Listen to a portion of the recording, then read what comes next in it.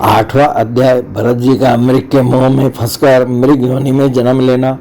श्री सुखदेव जी कहते हैं, एक बार भरत जी गंडकी में स्नान कर नित्य नैमित्तिक तथा शौच आदि अन्य आवश्यक कृत्यों से निवृत्त हो प्रणव का जप करते हुए 3 मुहूर्त तक नदी की धारा के पास बैठे रहे। राजन, इसी समय एक हरिणी प्यास से व्याकुल हो जल पीने के लिए अकेली ही उस नदी के तीर पर आई। अभी वह जल पी ही रही थी कि पास ही गरजते हुए सिंह की लोक भयंकर दहाड़ सुनाई पड़ी। हरिण जाति तो स्वभाव से ही डरपोक होती है। वह पहले ही चौकन्नी होकर इधर उधर देखती जाती थी। अब ज्यों ही उसके कान में वह भीषण शब्द पड़ा कि सिंह के डर के मारे उसका कलेजा धड़कने लगा और नेत्र कातर हो गए। प्यास अभी बुझी न थी किंतु अब तो प्राणों पर आ बनी थी, इसलिए उसने भयवश एकाएक की नदी पार करने के लिए छलांग मारी। उसके पेट में गर्भ था, अतएव चलते समय अत्यंत भय के कारण उसका गर्भ अपने स्थान से हटकर योनि द्वार से निकलकर नदी के प्रवाह में गिर गया। वह कृष्ण मृग पत्नी अकस्मात गर्भ के गिर जाने, लंबी छलांग मारने तथा सिंह से डरी होने के कारण बहुत पीड़ित हो गई थी। अब अपने झुंड से भी उसका बिछोह हो गया, इसलिए वह किसी गुफा में जा पड़ी और वहीं मर गई। राज ऋषि भरत ने देखा कि बेचारा हरिणी का बच्चा अपने बंधुओं से बिछुड़कर नदी के प्रवाह में बह रहा है। इससे उन्हें उस पर बड़ी दया आई और वे आत्मीय के समान उस मातृहीन बच्चे को अपने आश्रम पर ले आए। उस मृग छोड़ने के प्रति भरत जी की ममता उत्तरोत्तर बढ़ती ही गई। वे नित्य उसके खाने पीने का प्रबंध करने, व्याघ्र आदि से बचाने, लाड लड़ाने और पुचकारने आदि की चिंता में ही डूबे रहने लगे। कुछ ही दिनों में उनके यम नियम और भगवत पूजा आदि आवश्यक कृत्य एक एक करके छूटने लगे और अंत में सभी छूट गए।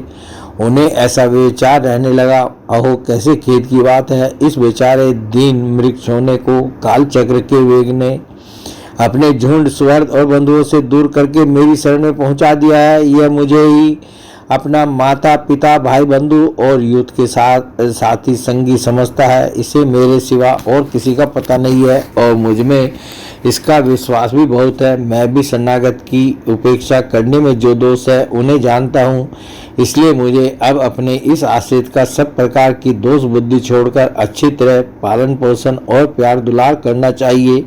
निश्चय ही शांत स्वभाव और दीनों की रक्षा करने वाले परोपकारी सज्जन ऐसे शरणागत की रक्षा के लिए अपने बड़े से बड़े स्वार्थ की भी परवाह नहीं करते। इस प्रकार उस हरिण के बच्चे में आसक्ति बढ़ जाने से बैठते, सोते, टहलते, ठहरते और भोजन करते समय भी उनका चित्त उसके स्नेह पास में बंधा रहता था। जब उन्हें कुश पुष्प समीधा पत्र और फल मूल आदि लाने होते तो भेड़ियों और कुत्तों के भय से उसे वे साथ लेकर ही वन में जाते। मार्ग में जहाँ तहाँ कोमल घास आदि को देखकर मुग्ध भाव से वह हरिण शावक अटक जाता तो वे अत्यंत प्रेमपूर्ण हृदय से दयावश उसे अपने कंधे पर चढ़ा लेते।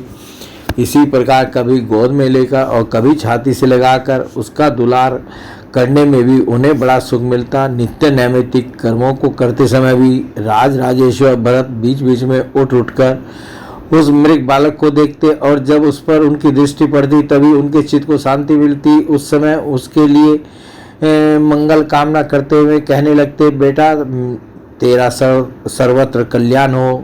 कभी यदि वह दिखाई न देता तो जिसका धन लुट गया हो उस दिन मनुष्य के समान उनका चित्त अत्यंत उद्विग्न हो जाता और फिर वे उस हरिणी के बच्चे के विरह से व्याकुल एवं संतप्त हो करुणावश अत्यंत उत्कंठित एवं मोहाविष्ट हो जाते तथा शोक मग्न होकर इस प्रकार कहने लगते, अहो क्या कहा जाए, क्या यह मातृहीन दीन मृग शावक दुष्ट बहिलिए किसी बुद्धि वाले मुझ पुण्यहीन अनार्य का विश्वास करके और मुझे अपना मानकर मेरे किए हुए अपराधों को सत्पुरुषों के समान भूलकर फिर लौट आएगा। क्या मैं उसे फिर इस आश्रम के उपवन में भगवान की कृपा से सुरक्षित रहकर निर्विघ्न हरी हरी धूप चढ़ते देखूंगा? ऐसा न हो कि कोई भेड़िया कुत्ता गोल बांधकर विचरने वाले सुकर आदि अथवा अकेले घूमने वाले व्याघ्र आदि ही उसे खा जाएं। अरे संपूर्ण जगत की कुशल के लिए प्रकट होने वाले वे त्रयी रूप भगवान सूर्य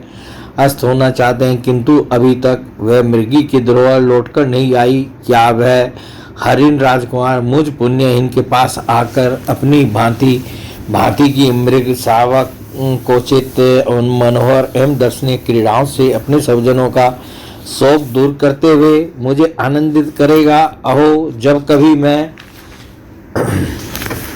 क्षमा करें पुण्यकोप से खेल में झूठ मूठ समाधि के बहाने आंखें मूंद कर बैठ जाता, तब वह चकित चित्त से मेरे पास आकर जल बिंदु के समान कोमल और नन्हे नन्हे सींगों की नोक से किस प्रकार मेरे अंगों को खुजलाने लगता था। मैं कभी कोसों पर हवन सामग्री रख देता और वह उन्हें दांतों से खींचकर अपवित्र कर देता, तो मेरे डांटने डपटने पर वह अत्यंत भयभीत होकर उसी समय सारी उछल कूद छोड़ देता और ऋषि कुमार के समान अपनी समस्त इंद्रियों को रोककर चुपचाप बैठ जाता था।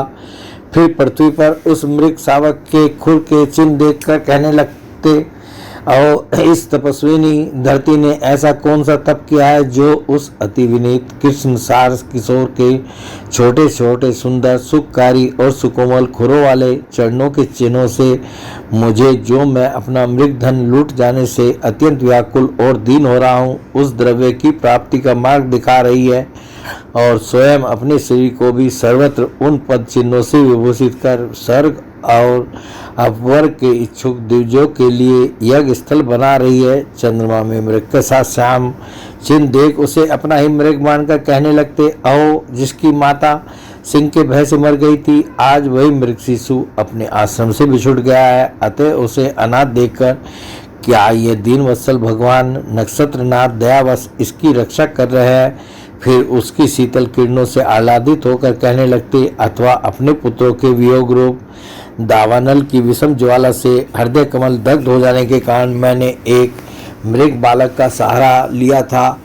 अब उसके चले जाने से फिर मेरा हृदय जलने लगा है, इसलिए ये अपनी शीतल शांत स्नेहपूर्ण और वदन सलील रूपा अमृतमयी किरणों से मुझे शांत कर रहे हैं। राजन, इस प्रकार जिनका पूरा होना सर्वथा असंभव था, उन विविध मनोरथों से भरत का चित्त व्याकुल रहने लगा। अपने मृग शावक के रूप में प्रतीत होने वाले प्रारब्ध कर्म के कारण तपस्वी भरत जी भगवत आराधन रूप कर्म एवं योगानुष्ठान से च्युत हो गए, नहीं तो जिन्होंने मोक्ष मार्ग में साक्षात विघ्न रूप समझकर अपने ही हृदय से उत्पन्न दुस्त्य पुत्रादि को भी त्याग दिया था, उन्हीं की अन्य जातीय हिरण्य शिशु में ऐसी आसक्ति कैसे हो सकती थी। इस प्रकार राज ऋषि भरत विघ्नों के वशीभूत होकर योग साधन से भ्रष्ट हो गए और उस मृग छोने के पालन पोषण और लाड प्यार में ही लगे रहकर आत्मस्वरूप को भूल गए।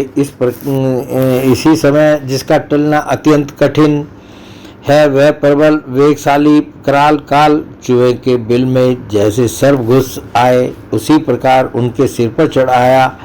उस समय भी वह हरिण शावक उनके पास बैठा पुत्र के समान शोकातुर हो रहा था। वे उसे इस स्थिति में देख रहे थे और उनका चित्त उसी में लग रहा था। इस प्रकार की आसक्ति में ही मृग के साथ उनका शरीर भी छूट गया। तदंतर उन्होंने अंतकाल की भावना के अनुसार अन्य साधारण पुरुषों के समान मृग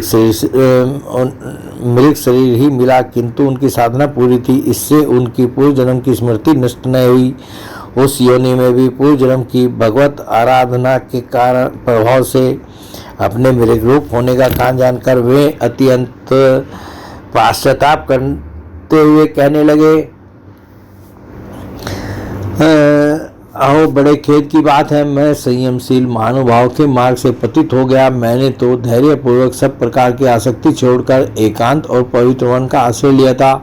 वहाँ रहकर जिस चित्त को मैंने सर्वभूतात्मा श्री वासुदेव में निरंतर उन्हीं के गुणों का श्रवण मनन और संकीर्तन करके तथा प्रत्येक पल को उन्हीं की आराधना और स्मरण आदि से सफल करके स्थिर भाव से पूर्णतः लगा दिया था, मुझ अज्ञानी का वही मन अकस्मात एक नन्हे से हरिण शिशु के पीछे अपने लक्ष्य से च्युत हो गया।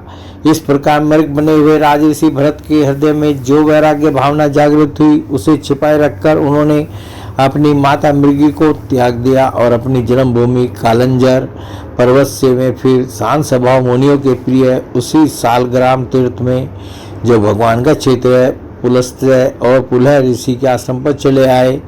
वहाँ रहकर भी वे काल की प्रतीक्षा करने लगे। आसक्ति से उन्हें बड़ा भय लगने लगा था। बस अकेले रहकर वे सूखे पत्ते, घास और झाड़ियों द्वारा निर्वाह करते मृग योनि की प्राप्ति कराने वाले प्रारब्ध के क्षय की बाट देखते रहे। अंत में उन्होंने अपने शरीर का आधा भाग गंडकी के जल में डुबोए रखकर उस मृग शरीर को भी छोड़ दिया। बोले भगवान श्री कृष्ण की जय।